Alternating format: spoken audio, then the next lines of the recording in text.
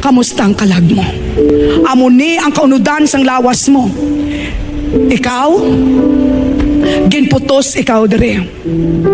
Siya, ginputos nila nga tatlo. Ara ang sa likod ang Espiritu.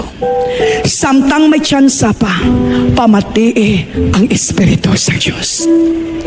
This is what the Lord God says to us. Take time for going deeper with God. Now you understand. The Lord God is telling us the mystery. Amuni ang misteryo sa kabuhi mo. Ano ang nagapanalaytay sa lawas mo? Ano ang nagapanalaytay diri sa spine mo? Istorya balas ang 33 nga journey ni Jesus.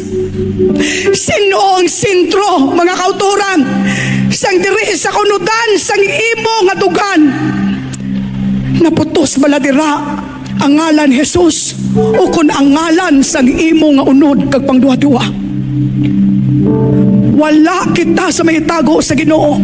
Pwede mo taguan imo bana, pwede mo taguan imo asawa, pwede mo taguan imo nga boss, pero hindi mo gid mataguan ang Ginoo. Kaya naghambal ang Dios, wala sa may natago sa kadulom nga hindi expose sa Ginoo. Tanan ihayag sang Dios bag-o siya mag-abot.